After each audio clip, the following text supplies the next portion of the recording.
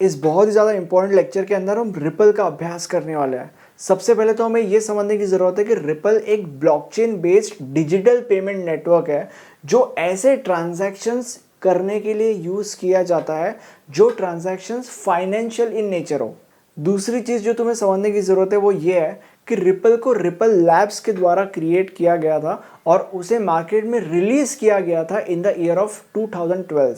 अब अगली चीज़ जो तुम्हें समझनी है वो ये है कि जैसे बिटकॉइन का क्रिप्टो करेंसी BTC है, इथेरियम का क्रिप्टो करेंसी ETH है, in the same way ripple का भी एक क्रिप्टो करेंसी है जिसका नाम है XRP। अब रिपल के बारे में हम एक बहुत ही ज़्यादा इंपॉर्टेंट पॉइंट का अभ्यास करने वाले हैं। देखो, सबसे पहले you need to understand that कि रिपल को ना बहुत बड़े बड़े बैंक्स इस्तेमाल करते हैं। बैंक्स जैसे कि for example bank of America, JP Morgan वगैरह वगैरह वगैरह।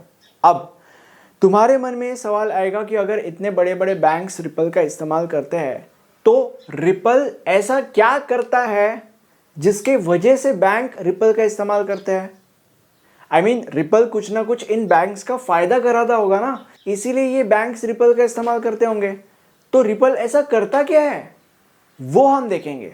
अब देखो, नॉर्मल केसेस में अगर बैंक्स रिपल का इस्तेमाल नहीं कर रही है, उन केसेस में अगर उन बैंक्स को इंटरनेशनल ट्रांजैक्शंस करने हैं तो ऐसा करने के लिए बहुत ज़्यादा समय लगता है और उन्हें ट्रांजैक्शन फीस भी पे करनी पड़ती है जो in most of the cases बहुत ज़्यादा होती है। ठीक है, फॉर एग्जाम्पल मैं मेरा खुद का एग्जाम्पल देता हूँ। ओके, अभी मैं यूट्यूब पे कंटेंट अपलोड करता हूँ तो मेरे कंटेंट के बदले में यूट्यूब मुझे हर महीने पैसे देता है।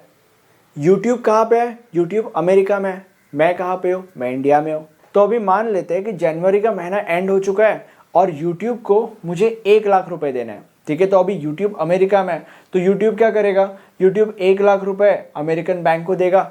अभी अमेरिकन बैंक को वो 1 लाख रुपए मुझे ट्रांसफर करने पड़ेंगे, मतलब मेरे इंडियन बैंक में ट्रांसफर करने पड़ेंगे, राइट। तो अभी अमेरिकन बैंक के लिए वो ट्रांजैक्शन एक इंटरनेशनल ट्रांजैक्शन हो गया ना।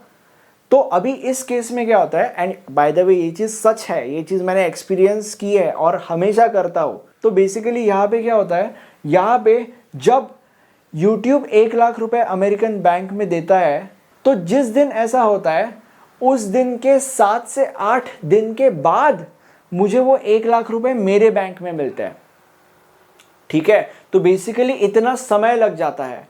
और मैं ये भी चीज़ हमेशा ऑब्जर्व करता हूँ विच इज़, अगर YouTube की तरफ से मुझे उस महीने 1 लाख रुपए मिलने हैं तो मुझे पूरे के पूरे 1 लाख रुपए मेरे बैंक में नहीं मिलते। मुझे उस 1 लाख रुपए में से कुछ % हिस्सा कट करके बाकी के जो पैसे होते हैं वो मेरे बैंक में मिलते हैं।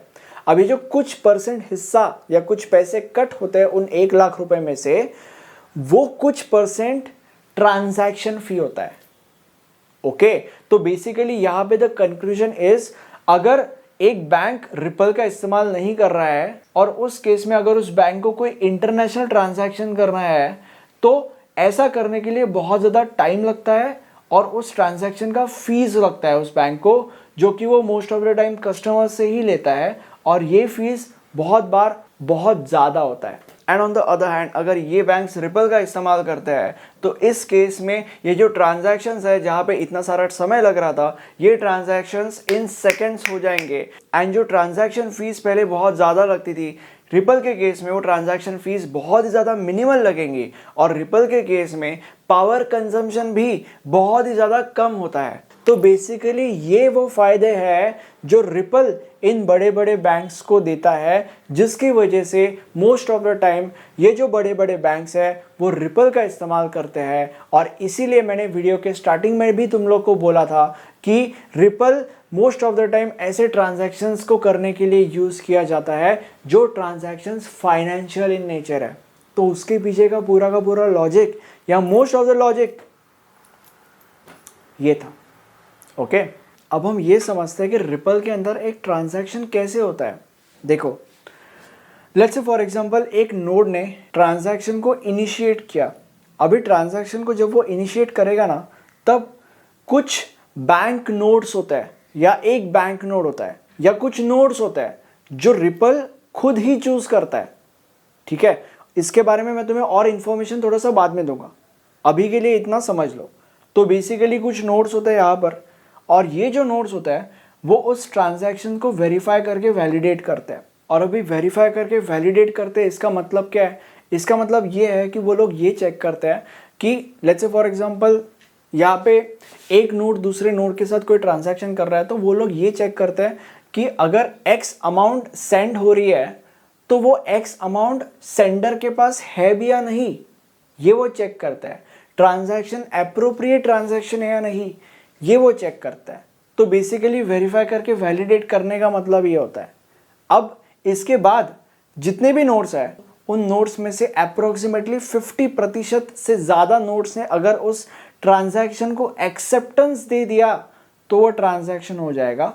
अगर ट्रांजैक्शन को उन लोगों ने रिजेक्ट कर दिया तो वो ट्रांजैक्शन रिजेक्ट हो जाएगा। That transaction would be a rejected transaction, right. तो बेसिकली यहाँ पर ट्रांजैक्शन ऐसे होता है। अब कुछ समय पहले मैंने तुम लोग को बोला था कि यहाँ पे कुछ बैंक नोट्स होता है या एक बैंक नोट होता है, इसके बारे में मैं तुम्हें और इन्फॉर्मेशन बाद में दूंगा, तो वो इन्फॉर्मेशन मैं तुम्हें अब दे रहा हूँ। देखो यहाँ पे क्या होता है, यहाँ पे या तो कुछ बैंक नोट्स हो सकते हैं यहाँ पे, या तो एक बैंक नोट होता है, डिपेंडिंग ऑन कि वो जो ट्रांजैक्शन हो रहा है वो पब्लिक ब्लॉकचेन के अंदर हो रहा है या प्राइवेट ब्लॉकचेन के अंदर हो रहा है।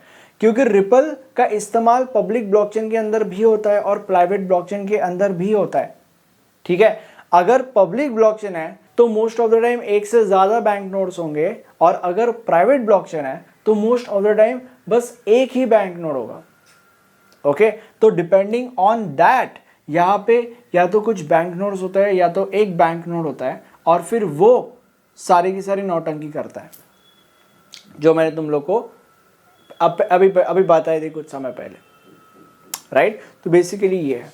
अब इस सब्जेक्ट के नोट्स बहुत ज़्यादा इंपॉर्टेंट है। नोट्स के सारे डिटेल्स आपको नीचे डिस्क्रिप्शन बॉक्स में मिल जाएंगे, और ये हमारा प्लेलिस्ट है। इस प्लेलिस्ट के अंदर हमने आपके लिए सब्जेक्ट के सारे लेक्चर्स अवेलेबल करा के रखे हैं। Thank you so much.